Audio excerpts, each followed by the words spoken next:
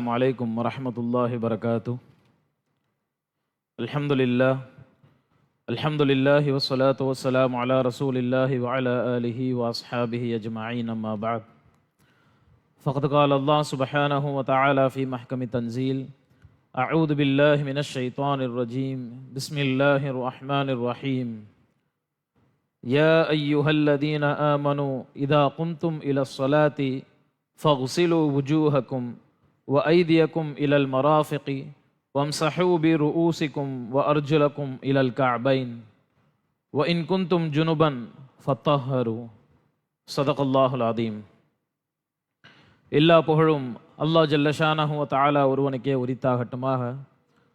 ஸலாத்தும் சலாமும் எம்பெருமானார் முஹம்மது நபி ஸல்லல்லாஹு அலைஹி வஸல்லம் அவர்கள் மீதும் அவர்களின் சன்மார்க்க நெறியை பின்பற்றி வாழ்ந்த சத்திய சஹாபாக்கள், தாபிஈன்கள், தபா தாபிஈன்கள், நல்லோர்கள், வல்லோர்கள், குறிப்பாக இங்கே அமர்ந்திருக்கின்ற நம்மவர்கள் மீதும் அல்லாஹுவின் அன்பும் அருளும் என்றென்றும் நின்று நிலவட்டுமாக. ஆமீன். அன்பிற்கும் பெருகண்ணியத்திற்கும் உரித்தானவர்களே, மார்க்க விஷயங்களை தெரிந்து கொள்ள வேண்டும், அதன் மூலம் நம்முடைய அமல்களை சரி செய்து கொள்ள வேண்டும் என்கிற நல்ல எண்ணத்தில் நாம் எல்லாம் இங்கே அமர்ந்திருக்கின்றோம். அல்லாஹ் நம்முடைய அமல்களை பரிபூரணமான முறையில் ஏற்றுக்கொள்வானாக. ஆமீன். சென்ற வாரம் மிஸ்வாக்குடைய பயன்களை பற்றியும் மிஸ்வாக் செய்வதனால் ஏற்படக்கூடிய நன்மைகளை பற்றியும், எந்த அளவிற்கு அது மார்க்கத்தில் முக்கியம் வாய்ந்த ஒன்று என்கிறவற்றை பற்றியெல்லாம் பார்த்தோம். உதாரணமாக, ஒரு மனிதன் மிஸ்வாக் செய்யும்போது அவனுடைய பற்களை சுத்தம் செய்யும் பொழுது அதன் மூலம் அவன் சுத்தமடைகின்றான். அவனுடைய வாயில் இருக்கக்கூடிய கிருமிகளை விட்டும் மற்ற துர்வாடைகளை விட்டும் சுத்தமாகி கொள்கின்றான். அத்தோடு மட்டும் இல்லாமல் இறைவனுடைய திருப்தியை மிஸ்வாக் செய்வதன் மூலம் பெறுகின்றான் என்கிறவற்றை பற்றியெல்லாம் சென்ற வாரம் பார்த்தோம். உதாரணமாக, நபி ஸல்லல்லாஹு அலைஹி வஸல்லம் அவர்கள் ஒரு ஹதீஸில் இவ்வாறாக கூறுகிறார்கள் என்பதாக பார்த்தோம். எந்த அளவிற்கு என்று சொன்னால், இந்த உம்மத் மிஸ்வாக் செய்யக்கூடிய விஷயத்தை கஷ்டமாக கருதவில்லை என்று சொன்னால், சிரமமான ஒன்று என்று எண்ணவில்லை என்று சொன்னால், ஒவ்வொரு தொழுகையிலும் மிஸ்வாக் செய்வதை அவர்களுக்கு நான் கட்டாயமாக வலியுறுத்தியிருப்பேன் என்பதாக ஹதீஸிலே காணப்படுகின்றது. எனவே மிஸ்வாக் செய்வதென்பது நம்முடைய உற்றார் சுற்றார்களிடத்திலே அன்பை ஏற்படுத்தக்கூடிய ஒன்று. நம்முடைய பற்களை சுத்தம் செய்யும், நம்மை தூய்மைப்படுத்தும், புத்துணர்ச்சியை தரும். அத்தோடு இல்லாமல் இறைவனின் திருப்பொருத்தத்தை நமக்கு இலகுவாக ஆக்கி தரும். அந்த வரிசையில் இன்று ஒரு சில விஷயங்களை பற்றி நாம் பார்க்க இருக்கின்றோம். அதாவது, நாம் தொடர்ந்து சுத்தத்தை பற்றியும் தூய்மைப்படுத்திக் கொள்வதை பற்றியும், ஒலு எப்படி செய்ய வேண்டும், மிஸ்வாக் எப்படி செய்ய வேண்டும், பைத்துல் ஹலாவுக்கு சென்றோம் என்று சொன்னால் மலம் ஜலம் கழித்து விட்டு அதிலிருந்து எப்படி சுத்தம் பெற்றுக்கொள்ள வேண்டும், நாம் பயன்படுத்தக்கூடிய பயன்பாட்டிற்காக வைத்திருக்கக்கூடிய தண்ணீர் எந்த அளவிற்கு சுத்தமாக இருக்க வேண்டும், அந்த தண்ணீரை பயன்படுத்த வைத்திருக்கக்கூடிய பாத்திரங்கள் எப்படி சுத்தமாக இருக்க வேண்டும், அதனுடைய விதிமுறைகள் என்ன என்பவற்றை பற்றியெல்லாம் சென்ற வாரங்களில் பார்த்தோம். அந்த வரிசையில் இன்று குளிப்பின் சட்டங்களை பற்றியும், எப்பொழுது ஒரு மனிதன் குளிப்பது கடமையாக்கப்படுகிறது, அதனை எவ்வாறு நிறைவேற்ற வேண்டும் என்கிறவற்றை பற்றியெல்லாம் நாம் இன்று காண இருக்கின்றோம். காரணம், சுத்தத்தை பொறுத்தவரை என்னதான் நம்முடைய பாத்திரங்கள் சுத்தப்படுத்தி வைத்து கொண்டாலும், அல்லது அதிலிருந்து சிறு துடக்காக இருக்கக்கூடியவற்றை முடித்துவிட்டு நம்முடைய தேவைகளை நிறைவேற்றிவிட்டு அதன் மூலம் நம்முடைய உறுப்புகளை கழுவிக்கொண்டாலும், அதற்கு பின்னால் இருக்கக்கூடிய சிறு சுத்தமான ஒழுவை நிறைவேற்றினாலும், நாம் முழுமையாக இஞ்சி பிசராமல் சுற்றம் பெற்றுக்கொள்ள வேண்டும் என்று சொன்னால் ஒரு மனிதன் முழுவதுமாக குளிக்கும் பொழுது அவன் உடல் முழுவதும் தண்ணீரை கொண்டு சுத்தமாக ஆக்கப்படும் பொழுதுதான் அவன் சுத்தமானவனாக கருதப்படுகின்றான். எனவே சுத்தத்தின் உயர்ந்த எண்ணத்தில் நம்மை முழுவதுமாக தூய்மைப்படுத்தக்கூடிய ஒன்று நாம் அனுதினம் தண்ணீரை கொண்டு சுத்தப்படுத்தி கொள்ளக்கூடிய குளிப்பு முறை என்பது. எனவே மார்க்கம் எல்லா விஷயங்களையும் போதிப்பது போல ஒரு மனிதன் எப்படி அவனுடைய குளிப்பையும் நிறைவேற்றி கொள்ள வேண்டும் என்று ஒரு சில சட்டதிட்டங்களை நமக்கு வரையறுத்து தருகின்றது. உதாரணமாக அரபியிலே குசுல் என்று சொல்வார்கள். அரபியிலே குசுல், தமிழ்ல குளிக்கிறது, குளிப்பு அப்படிங்கிற ஒரு வார்த்தை. இந்த குசுல் அப்படிங்கிற வார்த்தைக்கு என்ன அர்த்தம்னு சொன்னா, இதனுடைய ஆக்சுவல் வேர்டு என்னன்னு சொன்னா கசல அப்படிங்கிற ஒரு வெர்ப்ல இருந்து வந்திருக்கு. கசல அப்படின்னு சொன்னா கசல யக்சிலு, கழுவினான், கழுவுகின்றான். எதை கழுவுகின்றான்? உதாரணம், அவன் பாத்திரம் கழுவுறதற்கு, ஆடைகளை கழுவுறதற்கு. அதுபோல ஒரு மனிதன் தன்னுடைய உடலை கழுவுகின்றான். தண்ணீரை கொண்டு சுத்தப்படுத்தக்கூடிய எல்லாத்துக்கும் இந்த வார்த்தை யூஸ் பண்ணுவாங்க. கசல், குசுல், அதுல இருந்து வந்த அதோடைய ரூட் வேர்டு தான் என்னன்னா குசுல். தண்ணீரை கொண்டு தன் உடல் முழுவதையும் தேய்த்து அதிலிருந்து அசுத்தத்திலிருந்து அவனுடைய உடம்பை கழுவுவதன் மூலம் சுத்தம் பெறுகின்றான். எனவே இந்த குசுல் என்று சொன்னால் தன் உடலை கழுவுதல், சுத்தமாக்கி கொள்ளுதல் என்கிற வார்த்தை அடங்கும். உதாரணமாக அல்லாஹ் தொழுகையினுடைய விதிமுறைகளை பற்றி குர்ஆனில் கூறும் பொழுது ஈமான் கொண்டவர்களை பார்த்து கூறுகின்றான். யா ஐயுஹல்லதீன ஆமனு, ஈமான் கொண்ட மக்களே, இதா குந்தும் இல ஸலாத்தி, நீங்கள் தொழுகைக்காக நீங்க நின்றுட்டீங்க, நிலைநாடி விட்டீர்கள் என்று சொன்னால், ஃபக்ஸிலு வுஜூஹக்கும், உங்களுடைய முகங்களை கழுவி கொள்ளுங்கள். வ ஐதியக்கும் இலல் மராஃபிக், உங்களுடைய இரு கைகளையும் முழங்கை வரி கழுவி கொள்ளுங்கள். அதே போல வம்சஹூ பிருஊசிக்கும், உங்களுடைய தலையின் பகுதிகளை மசஹ் செய்து கொள்ளுங்கள், தண்ணீரை கொண்டு தேய்த்து கொள்ளுங்கள். அதுபோல வ அர்ஜுலக்கும் இலல் கஅபைன், உங்களுடைய இரு கால்களையும் கரண்டை கால் வரை கழுவி கொள்ளுங்கள். அப்ப ஒழுவின் ஃபர்லுகள் என்று பார்க்கும் பொழுது இந்த 4. அதை சொல்லிட்டு அதுக்கு அடுத்தபடியா இந்த ஆயத்துல எப்படி வருது அப்படின்னா, அர்ஜுலக்கும் இலல் கஅபைன், உங்களுடைய கால்களை நீங்கள் கழுவி கொள்ளுங்கள். இதெல்லாம் எப்ப? தொழுகைக்காக நிற்கும் பொழுது சுத்தமான நிலை அடைய வேண்டும் என்பதற்காக இந்த விதிமுறைகள். இன் குன்தும் ஜுனுபன் ஃபத்தஹரு, ஒருவேளை நீங்கள் ஜுனுபாலியாக இருந்தீர்கள் என்று சொன்னால், ஜுனுபாலி அப்படின்னு சொன்னா நம்ம ஆரம்பத்தில் படித்தோம், சிறு தொடக்கு பெரு தொடக்கு, அதாவது ஹதசுன் சகீர், ஹதசுன் அஸ்கர், ஹதசுன் அக்பர்.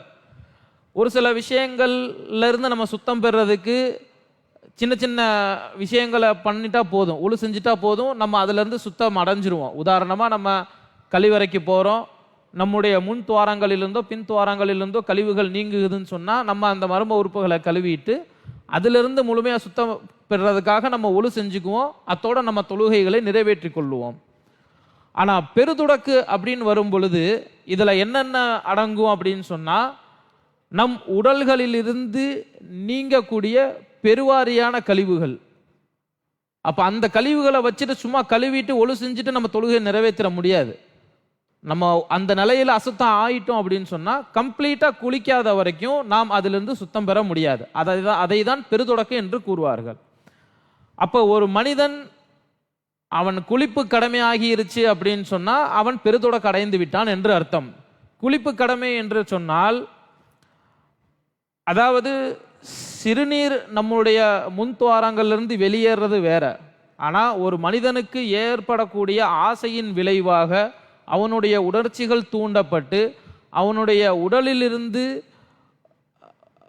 ஒரு கெட்டியான திரவத்தை போல ஒரு கழிவு நீங்குது அப்படிங்கும் பொழுது அது கம்ப்ளீட்டா நஜீஸ். அப்ப அதுல இருந்து சுத்தம் பெறணும் அப்படின்னு சொன்னா அவனுடைய உடல் உறுப்புகள் முழுவதுமாகவே கழுவப்பட்டிருக்கணும். அதுல இருந்து அவன் முழுவதுமாக அவனுடைய ஆடை, உடல் அனைத்தும் சுத்தம் பெற்றிருக்க வேண்டும். அது ஆணாக இருக்கட்டும் பெண்களாக இருக்கட்டும், 2 பேத்துக்குமே ஒரே சட்டம். அப்ப இந்த ஒரு நிலைமைக்கு தான் குளிப்பு கடமை என்பது என்று பொருள்படும். அப்ப இந்த ஒரு நிலையில இருக்கும் பொழுது அவன் ஒரு சில விஷயங்களை பின்பற்றக்கூடாது. அதிலிருந்து அவன் குளித்து சுத்தம் பெற்று கொள்ளாத வரை அவனுடைய உடல் நஜீஸாகவே கருதப்படும், அவனுடைய அமல்கள் எல்லாம் பாதிக்கப்படும். அப்ப இந்த ஆயத்துல ஒருவேளை நீங்க கடமை ஜுனுபாலியா ஆகிட்டீங்க அப்படின்னு சொன்னா ஃபத்தஹரு, அதிலிருந்து சுத்தம் பெற்றுக்கொள்ளுங்கள். அல்லாஹ் மேலே பார்த்தீங்கன்னா உங்க கையை கழுவுங்க, காலை கழுவுங்க, முகத்தை கழுவுங்க, தலைக்கு மசாஜ் பண்ணீங்கன்னு சொல்லிட்டு அடுத்ததா எப்படி கொண்டு வரான் அப்படின்னா, நீங்க ஜுனுபாலி ஆகிட்டீங்க அப்படின்னு சொன்னா கம்ப்ளீட்டா அதுலேருந்து ஃபத்தஹரு, அதுலேருந்து முழுமையா நீங்க சுத்தம் பெற்றுக்கொள்ளுங்கள் என்பதாக நேரடியான இறைவனிடத்திலிருந்து வரக்கூடிய ஒரு ஆயத்தை நாம் இங்கு பார்க்கின்றோம். எனவே ஒரு ஆணாக இருக்கட்டும் பெண்ணாக இருக்கட்டும், அவன் பெருதொடக்க அடைந்து விட்டான் என்று சொன்னால் அவன் மீது குளிப்பது என்பது கட்டாய கடமையாக்கப்படுகின்றது.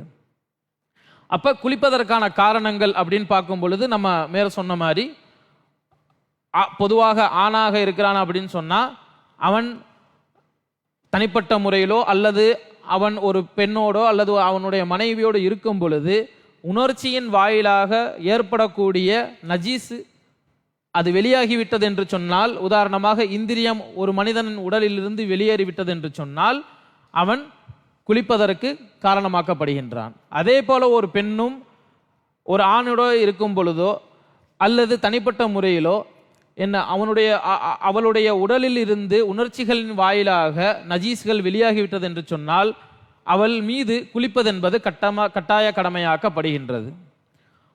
அதுபோல ஒரு சில நேரங்களில் சரி, இப்ப இது போன்ற உணர்ச்சிகள் கலர்ந்த திரவம் உணர்ச்சியின் வாயிலாக வெளிப்படக்கூடிய நஜீஸானது ஒருவரோடு சேரும் பொழுதுதான் ஏற்படுமா என்று பார்த்தால் இல்லை. ஒரு சில நேரங்களில் நம்ம என்ன செய்வோம், தூங்குவோம். தூக்கத்திலும் கூட இது போன்ற நிகழ்வுகள் ஏற்படும். அப்ப ஒருவன் தூக்கத்திலிருந்து எழும் பொழுது அவனுடைய உடலில் ஏதாவது நஜீஸ் ஏற்பட்டு விட்டது என்று சொன்னால், அவனுடைய உடையிலோ ஏதோ ஒரு பிசுபிசுப்பான ஒரு திரவம் இருக்கிறது என்று சொன்னால் அதை கொண்டு அவன் அறிந்து கொள்ள வேண்டும், நான் நஜீஸாகி விட்டேன், குளிப்பது என்பது என் மீது கடமையாக்கப்பட்டது அப்படின்ட்டு என்ன செஞ்சிடணும், ஃபர்ஸ்ட் அவங்க குளிச்சதுக்கு அப்புறம் தான் பள்ளிவாசலுக்கு தொழுக வரணும். காலையில் எழுந்த உடனேயே அவர்கள் அசுத்தமாகி விட்ட நிலையை அவர்கள் கண்டார்கள் என்று சொன்னால், ஆணாக இருக்கட்டும் பெண்ணாக இருக்கட்டும், அவர்கள் அதிலிருந்து தன்னை சுத்தப்படுத்திக் கொள்வதற்கு குளிப்பது என்பது கட்டாய கடமையாக்கப்படுகின்றது. அது மாதிரி ரொம்ப ஓவர் நஜீஸ் ஆகிருச்சு, நம்ம மேல அதிகமான துர்வாடை வருது, பக்கத்துல யாருமே நிக்க முடியல அப்படிங்கிற பட்சத்திலையும் குளிக்கிறதுங்கிறது நம்ம மீது கடமை. அது மாதிரி ஒரு சில அமல்கள் செய்யும் பொழுதும் குளிப்பது என்பது கடமையான விதிமுறைகளுக்கும் வருகிறது, சுன்னத் என்ற அடிப்படையிலும் வருகின்றது. முஸ்தஹப் விரும்பத்தக்க முறையில் குளிப்பது என்பதும் மார்க்கம் நமக்கு விதித்து தந்திருக்கின்றது. இவற்றையெல்லாம் நாம் இப்பொழுது பார்க்க இருக்கின்றோம். இப்போ ஆணின் உறுப்புகளிலிருந்தோ அல்லது பெண்ணின் உறுப்புகளிலிருந்தோ உணர்ச்சியின் வாயிலாக வெளிப்படக்கூடிய திரவத்திற்கு மணி என்று அழைப்பார்கள். அதாவது தமிழ்ல சொன்னா இந்திரியம்னு சொல்லுவாங்க, விந்துன்னு சொல்லுவாங்க. இது எல்லாமே என்னன்னா அந்த நஜீஸுக்கான பேர். இது மணின்னு ஒன்று இருக்கு, மதின்னு ஒன்று இருக்கு. மதின்னு சொன்னா ஒரு சில நேரம் ஆசைகளால் ஏற்படக்கூடிய திரவம், ஆனா அது குளிப்பு கடமை ஆகாது. அது இலகலான தண்ணீருடைய தன்மையில இருக்கும். ஆனாலும் கூட நாம் சுத்தத்தின் அடிப்படையில் நாம் அது போன்ற நஜீஸ்களை பார்த்து விட்டோம் என்று சொன்னால் குளிப்பது என்பது நமக்கு நம்மளே வாஜிபாக்கிக்கணும், கடமையாக்கிக்கணும். ஏன்னா நம்முடைய அமல்கள் எல்லாம் ஏனோதானோ என்றுதான் செய்து கொண்டிருக்கின்றோம். எனவே ஒரு சில விதிமுறைகள் விலக்கல்கள் இருந்தாலும் கூட சுத்தத்தின் அடிப்படையில் முடிந்தவாறு நம்மை நாம் தற்காத்து கொள்ள வேண்டும், சுத்தப்படுத்தி கொள்ள வேண்டும். ஒரு ஹதீஸ் அலி ரலியல்லாஹு அன்ஹு அவங்க அறிவிக்கிறாங்க. அதாவது என்னன்னு சொன்னா, அவங்க நபிக்கிட்ட போய் முறையிடுறாங்க. குந்து ரஜுலன் மத்தாஅன், நான் மனிதனாக இருந்தேன். எப்படிப்பட்ட மனிதன் அப்படின்னு சொன்னா மத்தாஅன், அதாவது உடலில் இருந்து வெள்ளை நிற திரவம் ஏற்படக்கூடிய ஸ்டேஜில் இருக்கக்கூடிய மனிதனாக இருந்தேன். அது யாருக்கு ஏற்படும் அப்படின்னா பாலிகானவங்களுக்கு தான் ஏற்படும். ஒரு யுக்த வயதை, ஒரு பாலிகான வயதை, ஒரு அந்த வயதை பருவ வயதை அடைந்தவர்களுக்கு தான் அந்த திரவம் ஏற்படும். சின்ன பிள்ளைங்களுக்கு அது வராது.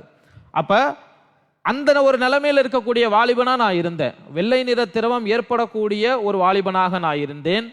ஃபகால் அலி ரசூலுல்லாஹி ஸல்லல்லாஹு அலைஹி வஸல்லம், எனவே ரசூலுல்லாஹி ஸல்லல்லாஹு அலைஹி வஸல்லம் என்கிட்ட சொன்னாங்க, இதா ரஅய்தல் மதிய ஃபக்ஸில் ذكرك, ஒருவேளை உன்னுடைய உடலில் இது போன்ற திரவத்தை நீ உணர்ந்தாய் என்று சொன்னால் உன்னுடைய மர்ம உறுப்புகளை நீ கழுவிக்கொள்.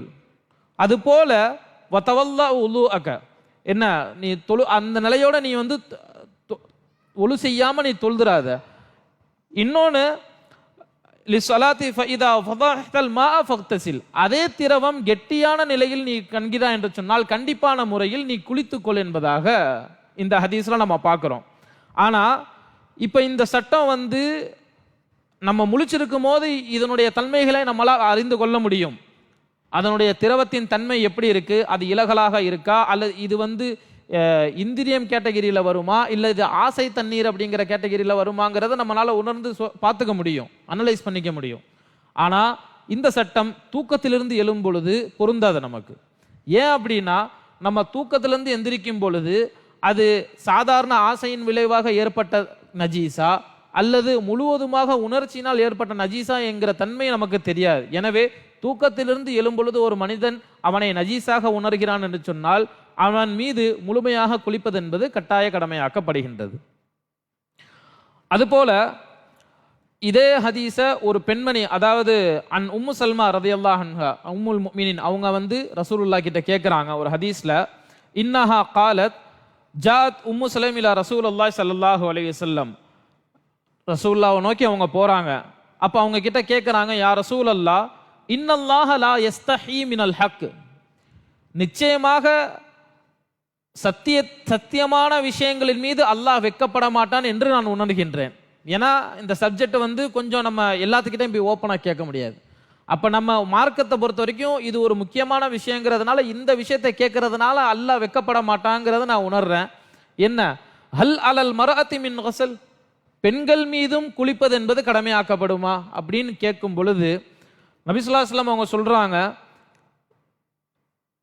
அதாவது மின் இதா ஹிய இஹ்தமலத் ஃபகால ரசூலுல்லாஹி ஸல்லல்லாஹு அலைஹி வஸல்லம் நாம் இதா ரஅத்தல் மா, ஆம் உங்கள் மீதும் கடமையாக்கப்படும், உங்களுடைய உடல்களில் இருந்தும் இது போன்ற திரவங்கள் நஜீசான வஸ்துக்கள் வெளியேறினால் என்று சொன்னால் உங்கள் மீதும் கடமையாக்கப்படும். எனவே நீங்கள் ஒரு வெள்ளை நிற திரவத்தையோ அல்லது தண்ணீரை போன்ற ஒரு திரவத்தை உங்களுடைய உறுப்புகளிலிருந்து வெளியேறுவதை நீங்கள் கண்டீர்கள் என்று சொன்னால் கண்டிப்பான முறையில் குளித்துவிட்டு அதன் பின் உங்களுடைய தொழுகைகளை நீங்கள் நிறைவேற்றிக் கொள்ளுங்கள் என்று வலியுறுத்தக்கூடிய ஹதீஸை நாம் இங்கு பார்க்கின்றோம். எனவே நம்முடைய உடலிலிருந்து நஜீஸ் வெளியாகும் பொழுது கண்டிப்பாக நாம் குளித்து கொள்ள வேண்டும். அதுபோல ஒரு ஆண் உறுப்பு ஒரு பெண் உறுப்பை எந்தவித திரையும் இன்றி சந்திக்கிறது, அது தொடுமளவிற்கு இருக்கிறது என்றாலும் என்பது குளிப்பது கடமையாக்கப்படுகிறது. அதாவது எந்த ஒரு திரையுமே இல்லாம டைரக்டா டச் பண்ணா கூட நம்ம என்ன செய்யணும், அதிலிருந்து சுத்தம் பெறுவதற்காக நாம் குளிப்பது என்பது கடமையாகப்படுகிறது. அதாவது இந்த ஹதீஸை பாருங்க, இதை ஆதாரபூர்வமாக சொல்லக்கூடிய ஹதீஸ் ஆயிஷா ரலியல்லாஹு அன்ஹா அறிவிக்கிறாங்க, கால ரசூலுல்லாஹி ஸல்லல்லாஹு அலைஹி வஸல்லம் இதா ஜலஸ பைன ஷுஅபிஹா, அதாவது இதா ஜலஸ பைன ஷுஅபிஹல் அர்பா, அதாவது பெண்களுடைய நாலு இந்த ஜாயிண்ட் இருக்குதுல்ல, அதுக்கு மத்தியில நீங்கள் அமரக்கூடியவர்களாக இருந்தீர்கள் என்றால் வமஸ்ஸல் ஹிதானுல் ஹிதானா, உங்களுடைய ஒரு உறுப்பு அவர்களுடைய உறுப்போடு உராய்கிறது என்று சொன்னால் ஃபக்த் வஜபல் குஸ்ல், உங்கள் மீது குளிப்பது என்பது கடமையாக்கி விட்டது அப்படிங்கிற ஹதீஸை நம்ம பார்க்குறோம். அப்ப நம்ம சேர்ந்தாதான் அப்படிங்கிறது இல்லை, டைரக்டா நம்ம ஒன்றோடு ஒன்று உராய்வு ஏற்படக்கூடிய தன்மைகள் நாம் அடைந்து விட்டாலும் குளிப்பது என்பது நம் மீது கடமையாகப்படுகிறது. அடுத்தது, ஒரு காஃபிர் இருக்கிறாரு, ஒரு மஜூசி இருக்கிறாரு, அல்லது வேற்று மத சகோதரர்கள் இருக்கிறார்கள் என்று சொன்னால் அவர்கள் இஸ்லாத்தின் மீது பிரியப்பட்டு இஸ்லாத்தை ஏற்றுக்கொள்கிறார்கள் என்று சொன்னால் இஸ்லாத்தை ஏற்ற பின் அதற்காக அவர்கள் குளிப்பது என்பது அவர்கள் மீது கடமையாக்கப்படுகிறது. இந்த ஹதீஸ் யார் அறிவிக்கிறாங்க அப்படின்னு சொன்னா கைஸ் இப்னு ஆசிம் ரலியல்லாஹு அன்ஹு அவங்க அறிவிக்கிறாங்க, கால அதைத்து நபி ஸல்லல்லாஹு அலைஹி வஸல்லம், நான் நபி ஸல்லல்லாஹு அலைஹி வஸல்லம் அவர்களிடத்தில் வந்தேன், உரீதுல் இஸ்லாம, நான் இஸ்லாத்தை பிரியப்பட்டு ஏற்றுக்கொள்வதற்காக அவர்களிடத்தில் நான் வந்தேன். ஃப அமர்னி ரசூலுல்லாஹி ஸல்லல்லாஹு அலைஹி வஸல்லம் அன் அக்தஸில பிமாஇ வஸித்ர், எனவே எனக்கு அவர்கள் இட்ட முதல் கட்டளை, நீங்க போய் குளிச்சுட்டு வாங்க. அப்படின்னு சொல்லி ரசூலுல்லாஹ் அவங்களுக்கு ஆர்டர் போட்டாங்க. எதை வச்சு குளிக்க சொன்னாங்க? பிமாஇன் வ சித்ரின், இலந்தை இலை கலந்த தண்ணீரை கொண்டு நீங்கள் சுத்தம் பெற்றுக் கொள்ளுங்கள். அதாவது இன்னைக்கு இருக்கிற காலகட்டத்தில் இலந்தை இல்லை, நம்ம சோப்பு ஷாம்பு அப்படின்னு சொல்லி நம்ம சுத்தப்படுத்துறதுக்கான ப்ராடக்ட் நிறைய வந்துருச்சு. அந்த காலத்தில் இது போன்ற இலைகளை வைத்து அல்ல நறுமணம் இருக்கக்கூடிய வஸ்துக்களை வைத்து தான் குளிப்பை நிறைவேற்றக்கூடியவர்களாக இருந்தார்கள். எனவே ஒரு மனிதன் இஸ்லாத்தை ஏற்று தழுவுகிறான் என்று சொன்னால் அவன் குளிப்பது என்பது கடமையாக்கப்படுகிறது. அதுபோல பெண்களுக்கு ஏற்படக்கூடிய மாத இறுதியில மாதவிடாய் என்று அழைக்கக்கூடிய அந்த பீரியட்ஸ் டைம் இருக்கு இல்லையா, அதுல இருந்து அவங்க அந்த அந்த நிலைமையை அடைஞ்சிட்டாங்க அல்லது அதுல இருந்து அவங்க அது அவங்களுக்கு பூர்த்தி ஆயிருச்சு அப்படின்னு சொன்னா, அல்லது குழந்தையை பெற்றெடுக்கக்கூடிய தாய்மார்கள் என்னன்னா அவர்களுக்கு வந்து இரத்தப்போக்கு இருக்கும். ஒரு குறிப்பிட்ட நாள் வரை அவர்களுடைய உடலிலிருந்து ரத்தம் கசிந்து கொண்டே இருக்கும். அந்த ஒரு நிலை நின்றவுடன் அவர்கள் மீது குளிப்பது என்பது கடமையாக்கப்படுகிறது. ஒரு ஹதீஸ்ல அந்த ஆயிஷா ரலியல்லாஹு அன்ஹா அவங்க அறிவிக்கிறாங்க, கால நபி ஸல்லல்லாஹு அலைஹி வஸல்லம் இதா அக்பலத்தில் ஹைதத்து ஃபதஇ ஸலா, அதாவது ஹைலுடைய தன்மையை நீங்க அடைஞ்சிட்டீங்க அப்படின்னு சொன்னா தொழுகிறத நீங்க விட்டுருங்க. அதே நிலைமையில அப்ப தொழுக கூடாது. ஹைல் நிஃபாஸுடைய நிலைமையில இருக்கும் பொழுது பெண்கள் தொழுக கூடாது. அப்ப அந்த நிலைமை உங்களுக்கு வந்துருச்சு அப்படின்னு சொன்னா நீங்க தொழுதுட்டு இருந்த தொழுகையை நீங்க அதோட விட்டுருங்க. வஇதா அதுபரத் ஃபக்தசில் இந்த தமி வசல்லி, அது பூர்த்தியாகி விட்டது, உங்களுக்கு அது ஸ்டாப் ஆயிருச்சு, அதாவது உங்களுடைய உடல்களிலிருந்து கெட்ட ரத்தம் வெளியாகக்கூடிய சூழல் நின்று விட்டது என்று சொன்னால் நீங்கள் அதிலிருந்து சுத்தம் பெறுவதற்காக முழுமையாக குளித்துவிட்டு உங்களுடைய தொழுகைகளை நீங்கள் மீண்டும் தொழுக ஆரம்பியுங்கள் என்று வலியுறுத்தக்கூடிய ஹதீஸ் நாம் இங்கு பார்க்கின்றோம். எனவே மாதவிடாய், ஹைத், நிஃபாஸ் போன்ற சூழ்நிலைகளில் அது அந்த இரத்தப்போக்கு நின்றவுடன், இரத்த உதிரம் நின்ற பிறகு அவர்கள் குளிப்பது என்பது அவர்கள் மீது கடமையாக்கப்படுகின்றது. அதே போல ஒருவர் மரணம் அடைந்து விட்டார் என்று சொன்னால் அந்த மையத்தை குளிப்பாட்டுவது என்பது கடமையாக்கப்படுகிறது. அதனால தான் நம்ம மார்க்கத்தில் வந்து ஜனாசாவை நம்ம என்ன செய்கிறோம், கண்டிப்பான முறையில் குளிப்பாட்டிட்டு அதுக்கப்புறம் அடக்கிறோம். ஏன் அப்படின்னு சொன்னால், ஒரு சில நேரங்களில் மனிதன் இறப்பை எய்க்கும் பொழுது அவனை அறியாமல் அவனுடைய துவாரங்களிலிருந்து நஜீஸ்கள் வெளியாகிவிடும். அது ஒரு சில நேரங்களில் ஒரு சில பேர் மோஷன் கூட போயிடுவாங்க மலக்குல் மௌத்தை பார்த்த பயத்தில், அல்லது அவர்களுடைய உடலிலிருந்து விந்துகளும் வெளிப்படும், சிறுநீர் வெளிப்படும். அப்போ அதுலேருந்து அவங்கள சுத்தமாக்கிட்டு தான் நம்ம கபரில் வச்சு அடக்கிறோங்கிறதுக்காக ஒரு மனிதன் மரணம் அடைந்து விட்டால் அவனை குளிப்பாட்டி விட்டு அவனை அடக்கம் செய்வது என்பது கடமையாக்கப்படுகின்றது. அத்தியா அன்சாரியா ரதியல்லாஹு அன்ஹா, அன்சாரி சஹாபி அவங்க அறிவிக்கிறாங்க, காலத் தஹல அலைனா ரசூலுல்லாஹி ஸல்லல்லாஹு அலைஹி வஸல்லம், அதாவது ஒரு நிலையில இருக்கும் பொழுது ரசூலுல்லாஹி ஸல்லல்லாஹு அலைஹி வஸல்லம் வந்து என்டர் ஆகுறாங்க. அது எந்த நிலை அப்படின்னு சொன்னா, ஹீனத்த உஃபியத் இப்னத்துஹு, ரசூலுல்லாஹி ஸல்லல்லாஹு அலைஹி வஸல்லம் அவங்களுடைய மகளார் ஒருவங்க இறந்துட்டாங்க. அவங்களை குளிப்பாட்டி கொண்டிருக்கக்கூடிய சமயத்தில் நபி ஸல்லல்லாஹு அலைஹி வஸல்லம் அவர்கள் எங்கள் முன் தோன்றி இவ்வாறாக வலியுறுத்தினார்கள். என்ன வலியுறுத்தினார்கள்? ஃபகால இக்ஸில்னஹா ஸலாஸன் அவ் ஹம்ஸன் அவ் அக்ஸர மின் தாலிக் இன் ரஅய்துன்னா, அவர்களை 3 முறையோ அல்லது 5 முறையோ குளிப்பாட்டுங்கள், இல்ல இன்னும் தேவைப்படும் என்று நீங்கள் கருதினால் இன் ரஅய்துன்னா மின் தாலிக், இன்னும் நீங்க குளிப்பாட்டணும், அதுல இருந்து சுத்தமாக்கணும் அப்படின்னு நீங்க கருதுனீங்கன்னா அதுக்கு மேலேயும் நீங்க குளிப்பாட்டுங்க. அதாவது அவங்களுடைய உடல்ல இருந்து முழுவதுமாக நஜீஸ் நீங்கக்கூடிய நிலையை நாம் உணர வேண்டும். சுத்தமாக ஆகிவிட்டார்கள் என்கிற ஒரு நிலையை நாம் அடையும் வரை அவர்களை குளிப்பாட்டி கொண்டிருக்க வேண்டும். தாலிக பிமாஇன் வசிதிரின், இந்த இடத்திலையும் இலந்தை இலை கலந்த தண்ணீரை கொண்டு நீங்கள் அவர்களை குளிப்பாட்டுங்கள் என்று வலியுறுத்தக்கூடிய செய்தியை நாம் இன்று இங்கு பார்க்கின்றோம். குளிப்பதற்கான ஃபர்லுகள், இப்ப நம்ம ஒழுவோட ஃபர்லுகளை மேல பார்த்தோம். ஒழுவோட ஃபர்லுங்கிறது 4. என்ன? நம்ம முகத்தை கழுவணும். எதுலேருந்து எது வரைக்கும் கழுவணும்? நம்ம ஏற்கனவே சொன்னது போல இந்த நெற்றி ரோமம் ஆரம்பிக்கிற இடத்துல இருந்து நம்முடைய இந்த தாடை முடிவடை முறை கழுவணும். இந்த வலது சோனையிலிருந்து ஆரம்பித்து இடது சோனை வரைக்கும் கழுவணும். அதே மாதிரி 2 கைகளையும் முழங்கை வரை கழுவணும். தலையில் ஒரு பகுதி மசு செய்யணும். ஷாஃபியா இருந்தாங்கன்னு சொன்னால் அவங்க 3 தடவை செய்வாங்க. ஆனால் ஒரு பகுதியை நம்ம செய்வோம். இந்த 4 பகுதியில் ஒரு பகுதியை செய்வோம். அதே மாதிரி நம்முடைய கால்களை கரண்டை கால் வரை கழுவோம். இது ஒழுவின் ஃபர்லுகள். அதே மாதிரி குளிப்பின் ஃபர்லுகள் இருக்கு. குளிப்பின் ஃபர்லுகள் எத்தனை? 3. குளிப்பின் ஃபர்லுகள் 3. என்னன்னா, சும்மா எடுத்த உடனே ஷவரை ஓப்பன் பண்ணிட்டு அப்படியே நம்ம அதுல இருந்து சும்மா குளிச்சுட்டு வந்துடக்கூடாது. அல்லது ஏதோ பாத் டப்பு மாதிரி இருக்கு, தொட்டி மாதிரி இருக்கு அப்படின்னு சொன்னா அதுல முங்கி எந்திரிச்சு நம்ம வந்துடக்கூடாது. குளிக்கிறதுக்கும் அதுக்கு ஒரு சில விஷயங்கள் நம்ம ஃபாலோ பண்ண வேண்டியிருக்கு. என்னன்னா, நம்ம எப்படி ஒழு செய்வோமோ ஆரம்பிக்கிறதுக்கு முன்னாடி அதே மாதிரி குளிக்கிறதுக்கு முன்னாடியே நம்முடைய வாயை நம்ம கொப்பளிக்கணும். நம்முடைய வாயை கொப்பளிக்கணும். அதே மாதிரி நம்முடைய நாசிக்கு தண்ணீர் செலுத்தணும். ஏன் அப்படின்னா, குளிக்கும் போது வாய்க்குள்ள தண்ணி போகாது, நம்ம வாயை மூடி இருப்போம். இன்னொரு நம்முடைய மூக்கின் பகுதி இப்படி தான் இருக்கு. அப்ப நம்ம மேலிருந்து ஊற்றக்கூடிய தண்ணி மூக்கு உள்ள போகாது. அப்ப நம்ம அதுக்கு முன்னாடி சுத்தப்படுத்தினாதான் உண்டு. வாயை கொப்பளிக்கணும்.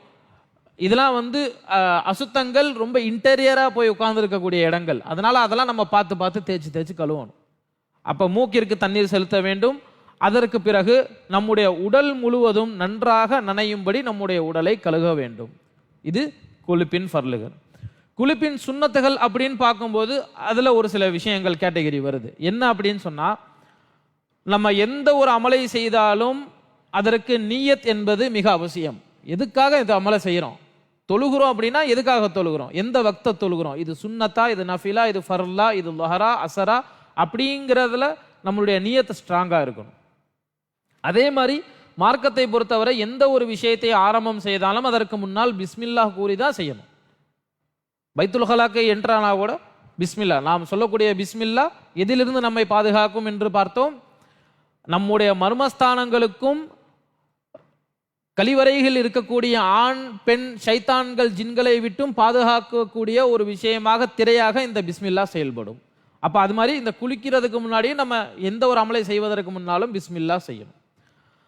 ஃபர்ஸ்ட் நம்ம என்ன செய்யணும் அப்படின்னு சொன்னா, எதற்காக குளிக்கிறோம்? ஒருவேளை குளிப்பு நம் மீது கடமையாக்கப்பட்டது, பெருந்தொடக்கிலிருந்து நாம் சுத்தப்படுத்தி கொள்ள வேண்டும் என்று இருந்தால், யா அல்லாஹ், நான் இந்த குளிப்பை நிறைவேற்றுகின்றேன், இந்த பெருந்தொடக்கிலிருந்து என்னை நான் சுத்தப்படுத்திக் கொள்வதற்காக இந்த குளிப்பை நான் நிறைவேற்றுகின்றேன் என்று நியத்து வச்சுட்டு நம்ம குளிக்கணும். அதே மாதிரி குளிக்கிறதுக்கு முன்னாடி நம்முடைய உறுப்புகளையும் நம்முடைய ஆடைகளிலும் நஜீஸ்கள் கலந்திருக்கிறது என்று சொன்னால் ஃபர்ஸ்ட் அதை தான் அப்புறப்படுத்தணும். ஏன்னா அந்த நஜீஸ்களெல்லாம் நல்லா தேய்ச்சி கழுவுனாதான் போகும். நம்ம என்ன தண்ணி ஊற்றினாலும் அதில் இருக்கக்கூடிய நஜீஸ்கள் அப்போ என்ன சொன்னால், நம்ம அப்படியே குளிக்கும் பொழுது அந்த நஜீஸ்கள் மேற்கொண்டு நம்முடைய உடல்ல எல்லா பகுதிகளையும் படுறதுக்கான வாய்ப்புகள் அதிகம் என்பதனால் முதலில் நம்முடைய மர்ம உறுப்புகளில் இருக்கக்கூடிய அசிங்கமான வஸ்துக்களை எல்லாம் அகற்றிவிட்டு அதிலிருந்து சுத்தம் படுத்தி கொள்ளிவிட்டு நம்முடைய ஆடைகளில் இருக்கக்கூடிய நஜீஸ்களை நன்றான முறையில் தேய்த்து கழுவியதன் பிறகு நம்முடைய குளிப்பை நிறைவேற்றுவதற்கு ஆரம்பம் செய்ய வேண்டும்.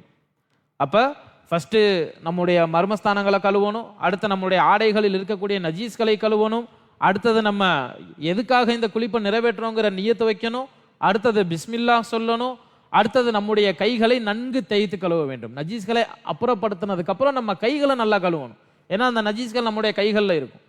அப்ப அதை நம்ம நல்லா தேய்ச்சி கழுகணும். அடுத்தது ஒழு செய்யணும். குளிக்கிறதுக்கு முன்னாடி ஒழு செய்யறதுங்கிறது சுன்னத்து. என்ன, நம்ம அப்ப ஒவ்வொரு தடவை குளிக்கிறதுக்கு முன்னாலேயும் நாம் முடிந்தவரை ஒழு செய்து விட்டு அதற்கு பிறகு அந்த குளிப்பை நிறைவேற்ற வேண்டும். இப்ப உதாரணமா நம்ம ஒரே இடத்துல நின்று குளிக்கக்கூடிய ஒரு சூழல் இருக்கு, ஒரு மண் தரையில இருக்கிறோம். அப்படிங்கிற பட்சத்துல நாம் ஊற்றக்கூடிய தண்ணீர் எல்லாமே அந்த இடத்துல தான் தேங்கும். அப்படிங்கிற ஒரு பட்சம் வரும்போது நார்மலா ஒழு செஞ்சுட்டு நம்முடைய கால்களை அப்பவே கழுவக்கூடாது. மொத்தமா குளிச்சு முடிச்சுட்டு அதுல இருந்து வெளியாகிற சமயத்துல நம்மளுடைய கால்களை இறுதியாக கழுவ வேண்டும். ஆனால் இன்று நாம் சிமெண்ட் தரைகள்ல டைல்ஸ்ல இருக்கக்கூடிய நேரங்கள்ல தேவையில்லை. அடுத்தது நம்முடைய உடல் முழுவதும் முதல்ல ஒரு ஜெக்கை எடுக்கணும். நம்முடைய தலைமுடிகளை நல்லா தேய்த்து அதில் இருக்கக்கூடிய ரோமங்கள் அனைத்தும் ஈரமாக ஆகும் நிலை வரும் வரை நன்கு தேய்த்து கழுவ வேண்டும். பிறகு வலது புஜங்களில் தண்ணீரை ஊற்று வலது பக்கம் இருக்கக்கூடிய உறுப்புகள் எல்லாத்தையும் கழுவணும். அடுத்தது இடது பக்கம் இருக்கக்கூடிய உறுப்புகளின் மீது தண்ணீரை ஊற்றி அந்த உறுப்புகள் அனைத்தையும் கழுவணும். உடல் முழுவதும் நனைந்திருக்க வேண்டும். உடல் முழுவதும் நனைந்திருக்க வேண்டும். நன்கு தேய்த்து குளிக்க வேண்டும். சும்மா ஏனோ தானோ குளிச்சுட்டு வரக்கூடாது. நல்லா தேய்ச்சி அதுல இருந்து சுத்தமாகி கொள்ள வேண்டும். இன்னொன்று, நம்ம ஏற்கனவே ஒழு செய்யும் போது பார்த்த மாதிரி ஒரு உறுப்பு காய்கிறதுக்கு முன்னாடி அடுத்த உறுப்பை கழுவி அதை ஈரமாக்கிடணும். ஒரு உறுப்பு காஞ்சு போறதுக்கு முன்னாடியே அடுத்த உறுப்புகளில் தண்ணீரை ஊற்றி நம்ம முழுமையா கழுவி. ஏன் அப்படின்னு சொன்னா, இப்ப இது ஏன் இந்த அளவுக்கு வலியுறுத்துறாங்க அப்படின்னு சொன்னா, நஜீஸ்கள் அந்த அளவிற்கு மோசமானது. இந்த இந்த ஜுனுபாலி அடையக்கூடிய அந்த நஜீஸுடைய தன்மைகள் இருக்கிறதே, அதை இந்த மாதிரி பார்த்து நம்ம ஏனோதானு குளிக்கும் பொழுது அது நம்முடைய உடலை விட்டு கம்ப்ளீட்டாக போகாது. ஏன்னா அந்த அளவிற்கு அது ரொம்ப ஸ்ட்ராங்கான அது ஒரு திரவம் மாதிரி. அப்போ அதிலிருந்து நம்ம முழுமையாக இந்த மாதிரி தேய்த்து நல்ல கவனமாக இருந்து எல்லா பகுதிகளையும் கழுவும் பொழுது தான் அந்த பெருதொடக்கிலிருந்து நாம் முழுமையாக சுத்தம் பெற்றவர்களாக ஆக முடியும். அதே மாதிரி 4 நேரங்களில் குளிப்பது என்பது சுன்னத்தாக கருதப்படுகிறது. 4 நேரங்கள் என்ன 4 நேரம் அப்படின்னு சொன்னால், ஒரு மனிதன் ஜும்மாவுடைய வக்த அடைஞ்சிட்டான், ஜும்மாவுடைய நாளை அடைந்து விட்டான் அப்படின்னு சொன்னால் அந்த ஜும்மா நாளிற்காக குளிப்பது என்பது சுன்னத். ஜும்மா நாளுக்காக குளிப்பது என்பது சுன்னத். அதாவது ஒரு ஹதீஸ் அப்துல்லா இப்னு உமர் ரலியல்லாஹு அன்ஹு அவங்க அறிவிக்கிறாங்க, கால ரசூலுல்லாஹி ஸல்லல்லாஹு அலைஹி வஸல்லம் இதா ஜா அஹதுகுமுல் ஜும்அத ஃபல்யக்தசில், உங்களில் யாரேனும் ஒருவர் ஜும்மா தினத்தை அடைந்து விட்டீர்கள் என்று சொன்னால் நீங்கள் குளித்துக் கொள்ளுங்கள் என்று வலியுறுத்தக்கூடிய ஹதீஸ் இங்கே நாம் பார்க்கின்றோம். அதே போல 2 பெருநாள் தொழுகைகளுக்காக 2 பெருநாள் அந்த அன்னைக்கு நம்ம என்ன ஈதுல் ஃபித்ர் அன்னைக்கு, ஈதுல் அல்ஹா அன்னைக்கு நாம் குளிப்பது என்பது சுன்னத்தான ஒன்றாகும். அதே போல உம்ரா செய்வதற்காக இஹ்ராம் கட்டுவதற்கு முன்னால் குளிப்பது என்பது சுன்னத்தான ஒன்று. அதுபோல அரஃபாவில் தங்குவதற்காக நாம் நியத்து வச்சிருக்கும் பொழுது குளிச்சுட்டு அதுக்கப்புறம் அந்த அரஃபால தங்குறது என்பது சுன்னத்து. இது அல்லாமல் ஒரு மனிதன் அவனுடைய மனைவியோடு சேரும் பொழுது ஒழு செஞ்சுட்டு அவங்க கூட சேர்றாங்க. 2வது முறை ஈடுபடும் பொழுது அந்த 2வது முறை ஈடுபடுவதற்கு முன்னால் குளித்து விட்டு ஈடுபடுவது என்பது சுன்னத்து. இப்போ இந்த ஹதீஸ்ல யார் அறிவிக்கிறாங்க அப்படின்னு சொன்னா, அபூ ரஃபி ரலியல்லாஹு அன்ஹு அவங்க அறிவிக்கிறாங்க. அதாவது நபி ஸல்லல்லாஹு அலைஹி வஸல்லம் அவர்கள் அவர்களுடைய மனைவியோடு இருக்கக்கூடிய சமயத்தில் முதலில் இந்த மனைவியோடு இருந்தார்கள், குளித்தார்கள், பிறகு சேர்ந்தார்கள், குளித்தார்கள், 2 முறை குளித்தார்கள் என்று இந்த ஹதீஸ்ல வருது. அப்ப இந்த ஹதீஸ் அறிவிக்கிற சஹாபி ரசூலுல்லாஹ் கிட்ட கேட்குறாங்க, யார் ரசூலுல்லாஹ், ஏன் நீங்க 2 தடவை குளிக்கணும்? ஒரே தடவையில் நீங்க அந்த எப்படியும் குளிப்புங்கிறது கடமையாயிருச்சு. அப்போ நீங்க 2 in 1 நம்ம அந்த 2 in 1 3 in 1 ஆப்ஷன் இருக்கிற மாதிரி, அப்போ நீங்க முழுமையா ஒரு தடவையில் நீங்க அந்த குளிச்சு அதை முழுமையாக நிறைவேற்றிடலாமே அப்படின்னு சொல்லக்கூடிய சமயத்தில் நபி ஸல்லல்லாஹு அலைஹி வஸல்லம் அவங்க அந்த சஹாபி கிட்ட சொல்றாங்க, இப்படி தனித்தனியாக பிரித்து குளித்து விட்டு பிறகு புணர்வது என்பது நல்ல விஷயம். அதன் மூலம் என்ன ஏற்படும் அப்படின்னு சொன்னா, நம்முடைய உடல் மிகவும் தூய்மையான ஒன்றாக கருதப்படும், இது உடலுக்கு ஆரோக்கியம் தரக்கூடிய நல்லதாக கருதப்படும், பிறகு இது மிகவும் சுத்தமானதும் கூட என்கிற விஷயத்தை மொழிகின்றார்கள். அப்ப நம்முடைய மனைவிகளிடத்தில் சேரும் பொழுது கூட 2 முறைக்கு இடையில் 1 முறை குளித்துவிட்டு பிறகு சேருவது என்பது சுன்னத்தான ஒன்றாக கருதப்படுகின்றது. அது மாதிரி இந்தந்த நேரங்களில் குளிப்பது முஸ்தஹப்பு என்று மார்க்கம் ஒரு சில விஷயங்களை நமக்கு வரையறுத்து தருகின்றது. ஒரு சில நேரங்களில் குளிக்கிறதுங்கிறது கட்டாய கடமை. நம்ம சுத்தமாக இருக்கக்கூடிய சமயத்தில் குளிக்கணுங்கிற அவசியம் இல்லை. ஆனாலும் இப்போ நம்ம பெருநாள் அன்னைக்கு நம்ம சுத்தமாக தான் இருப்போம், ஆனால் அந்த பெருநாளுக்காக குளிக்கிறது என்பது, அதே போல் ஜும்மா நாளுக்காக குளிப்பது என்பது, தவாஃப் இஹ்ராமுடைய ஆடை அந்த ஒரு புத்துணர்ச்சிக்காக நாம் நல்ல முழுமையான முறையில் சுத்தம் பெற்றுக்கொள்வதற்காக குளிப்பது என்பதெல்லாம் சுன்னத். அதுபோல ஒரு சில நேரங்களில் குளிப்பது என்பது முஸ்தஹப், விரும்பத்தக்கது. குளிக்கலைன்னா பாவம் கிடையாது, குளிச்சா சிறந்தது அப்படின்னு ஒரு சில விஷயங்களை மார்க்கம் நமக்கு வரையறுத்து தருகின்றது. என்னன்னா, ஒரு மனிதன் இஸ்லாத்தை ஏற்றவுடன் என்பது குளிப்பது கடமை. அதே போல ஒரு மனிதன் அவனுடைய பாலிகான யுக்த வயதை அடைந்து விட்டான் என்று சொன்னால் அதற்காக அவன் குளிப்பது என்பது முஸ்தஹப்பாக கருதப்படுகிறது. அதே போல ஒரு மனிதனுக்கு பைத்தியம் பிடித்து விட்டது, பைத்தியம் பிடிச்சு அதுக்கப்புறம் அதுலேருந்து அவன் தெளிவடைந்து விட்டான் என்று சொன்னால் அந்த தெளிவான பிறகு அவன் திருப்பி குளிப்பது என்பது ஒரு முஸ்தஹப்பான விரும்பத்தக்க ஒரு அமலாக கருதப்படுகின்றது. அதுபோல மையத்தை குளிப்பாட்டுவதற்கு முன் ஒரு மனிதன் அவன் குளித்துவிட்டு அந்த மையத்தை குளிப்பாட்டுறதுக்காக போறாங்க அப்படின்னு சொன்னா அது முஸ்தஹப். அதே மாதிரி மையத்தை குளிப்பாட்டிய பிறகு குளிப்பதும் என்பது முஸ்தஹப். மையத்தை குளிப்பாட்டினதுக்கு அப்புறம் குளிக்கிறதுங்கிறது முஸ்தஹப்.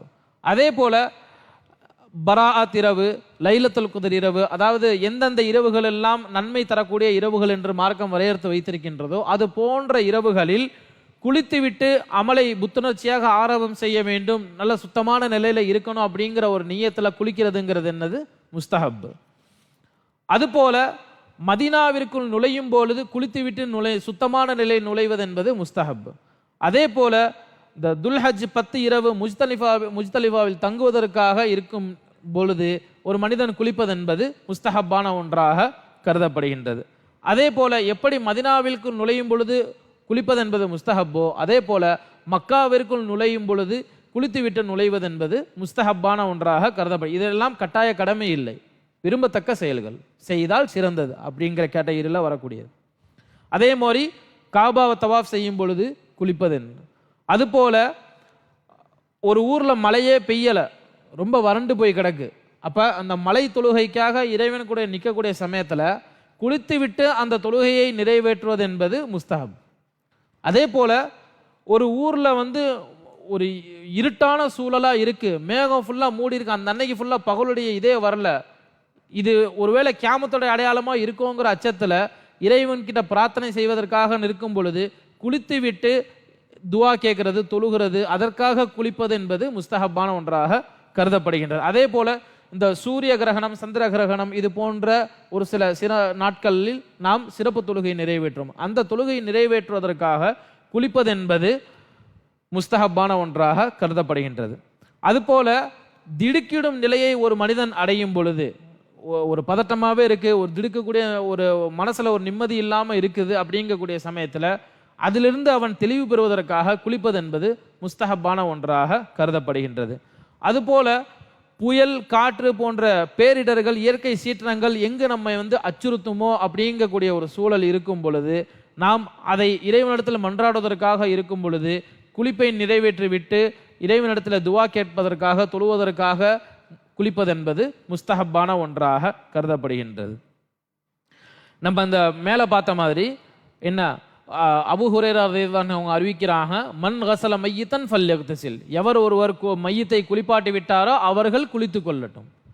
அப்போ குளிக்கிறதுங்கிறது அந்த நேரத்தில் ஹதீஸில் வலியுறுத்தக்கூடிய செய்தியா நாம் இங்கே பார்க்குறோம். அதே மாதிரி குளிப்பு கடமையானவர்கள் செய்யக்கூடாத தவிர்க்க வேண்டிய விஷயங்கள் என்று மார்க்கம் ஒரு சில விஷயங்களை நமக்கு வரையறுத்து தருகின்றது. என்ன அப்படின்னா, நம்ம மேலே ஓதுன மாதிரி ஜுனுபன் ஃபத்தஹரு, நீங்கள் ஜுனுபாலியாக ஆகிவிட்டீர்கள் சுத்தப்படுத்திக் கொள்ளுங்கள். அப்ப என்ன அர்த்தம் அப்படின்னா, நீங்க சுத்தம் பெற்றுக்கொள்ளாமல் குளிக்காமல் பள்ளியை நெருங்கக்கூடாது, தொழுகளை நிறைவேற்றக்கூடாது என்பது இங்கு விதியாக்கப்படுகின்றது. சரியா? அப்ப இன்னொரு ஆயத்துல அல்லாஹ் இந்த மாதிரி நமக்கு எச்சரிக்கை செய்கின்றான், யா அய்யுஹல்லதீன ஆமனு, ஈமான் கொண்ட மக்களே, லா தக்ரபு ஸலாத வ அன்தும் சுகாரா, நீங்கள் தொழுகையின் பக்கம் நெருங்காதீர்கள். எல்லா இடத்துலையும் தொழுங்கன்னு சொல்ற அல்லாஹ் தொழுகையின் பக்கம் நெருங்காதீர்கள் என்று எச்சரிக்கை. அப்ப எப்ப எச்சரிக்கை செய்யறான் அப்படின்னு சொன்னா, வ அன்தும் சுகாரா, நீங்கள் சுகாரான்னு சொன்னா சொல்லுவாங்க குடிக்கிறார்ல, போதை வஸ்துக்களை அருந்தக்கூடியவர்கள் இருக்கிறார்கள் அல்லவா, அதாவது அந்த பானத்தை அருந்தியதன் விளைவாக அவர் எந்த நிலைமையில இருக்கிறாருன்னு அவருக்கே தெரியாத சூழ்நிலையில் இருக்கும் பொழுது தொழுகையின் பக்கம் நெருங்காதே என்று அல்லாஹ் எச்சரிக்கை செய்கின்றான். அது எப்படி வருது பாருங்க, அந்தும் சுகாரா ஹத்தா தஅலமு மா தகூலூன், நீங்க என்ன சொல்றீங்கிறத நீங்களே அறியாத ஒரு சூழல்ல இருக்கும் பொழுது நீங்க தொழுகையின் பக்கம் நெருங்காதீர்கள் என்று அல்லாஹ் நமக்கு எச்சரிக்கை செய்கின்றான். அதை சொல்லிவிட்டு வலா ஜுனுபன் இல்லா ஆபிரி சபீலின் ஹத்தா தக்தசிலு, நீங்க ஜுனுபாலி ஆயிட்டீங்கன்னா பள்ளியின் பக்கம் நெருங்காதீர்கள், நீங்கள் அதிலிருந்து சுத்தம் பெற்றுக் கொள்ளும் வரை.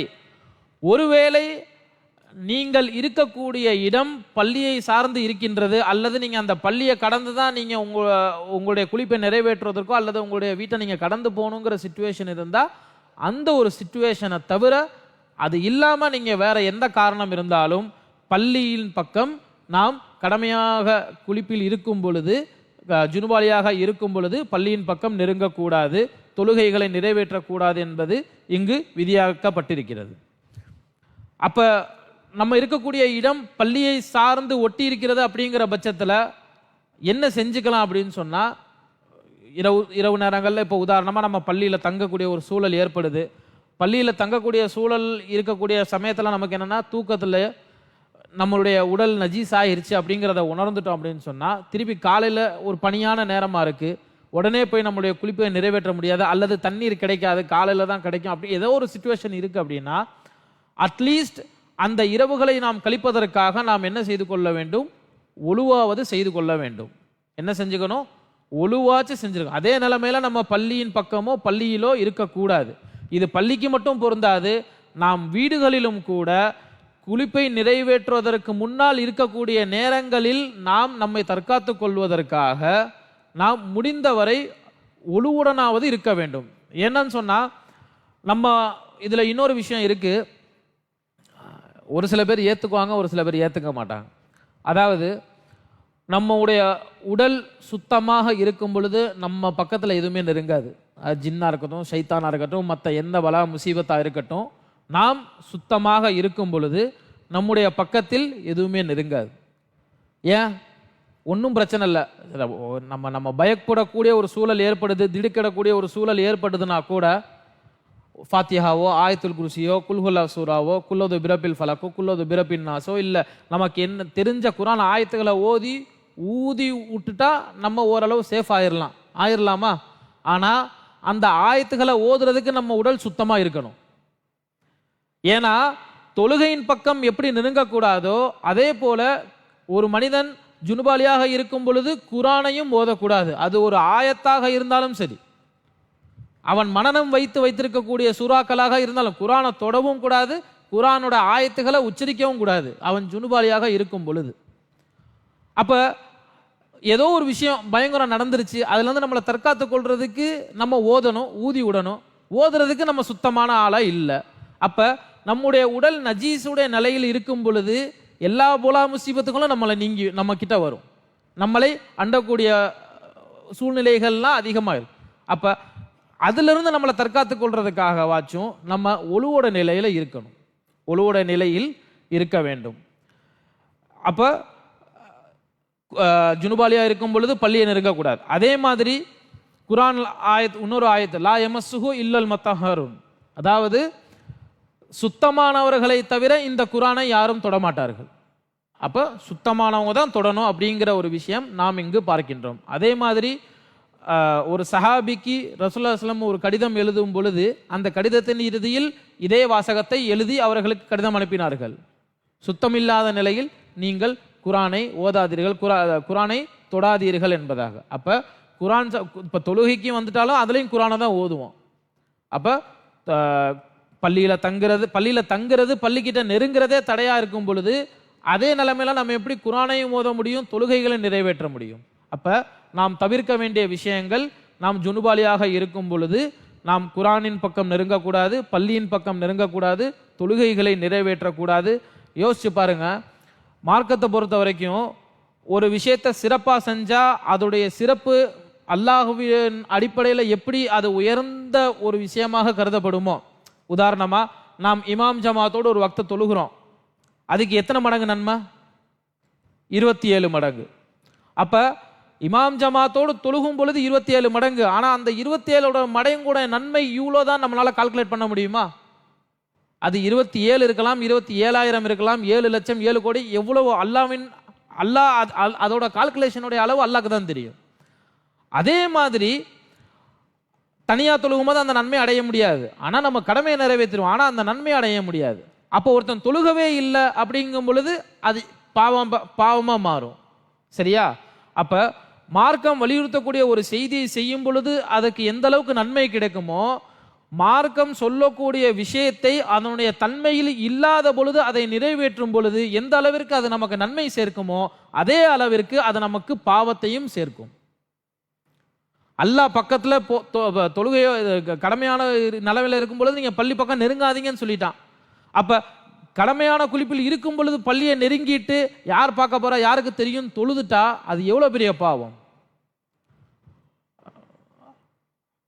நம்ம உணரக்கூடிய செய்தி, மார்க்கம் எந்த அளவிற்கு அல்லாஹ் நம்மளை உனக்கு எச்சரிக்கை செய்கிறான்.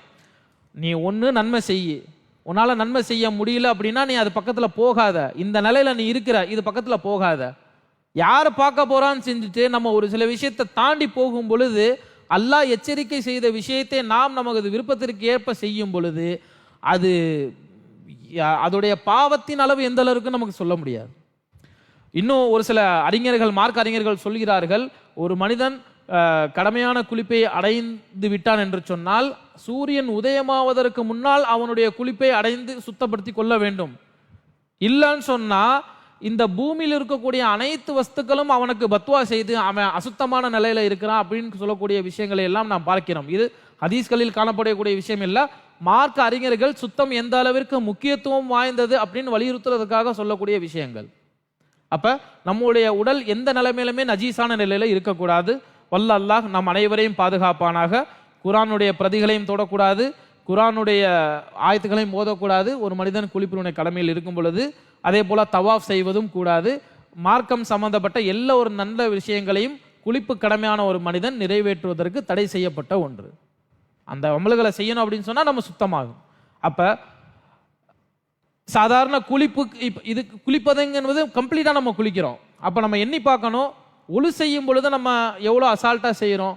அப்ப நம்முடைய உறுப்புகள் ஏதாச்சும் நலஞ்சிருக்குமா நலையில அப்படிங்கிறதுல நம்ம ரொம்ப கவனமாக எடுத்து சுத்தம் என்று வந்து விட்டால் முழுமையாக அதில் கவனம் கூர்ந்து கம்ப்ளீட்டா நம்மளால எவ்வளவு முடியுமோ அந்த அளவுக்கு அதுக்கு முக்கியத்துவம் கொடுத்து அதிலிருந்து சுத்தம் பெற்று கொள்ள வேண்டும்.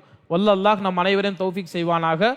வாழும் காலமெல்லாம் சுத்தமான நிலையில் இருந்து சுத்தமாக மரணித்து அசுத்தம் கலக்காத நல்ல அமல்களை நம்முடைய வாழ்க்கையில் நாம் கடைசி இறுதி மூச்சு வரை அமல்படுத்துவதற்கு அல்லாஹ் தௌஃபீக் செய்வானாக. சுப்ஹான அல்லாஹி வ பிஹம்திஹி சுப்ஹானக அல்லாஹும்ம வ பிஹம்திக நஷ்ஹது அல்லா இலாஹ இல்லா அன்த நஸ்தக்ஃபிருக வ நதூபு இலைஹ். சுப்ஹான ரப்பிக ரப்பில் இஸ்ஸத்தி அம்மா யசிஃபூன் வ ஸலாமுன் அலல் முர்ஸலீன் வல்ஹம்துலில்லாஹி ரப்பில் ஆலமீன். அஸ்ஸலாமு அலைக்கும்.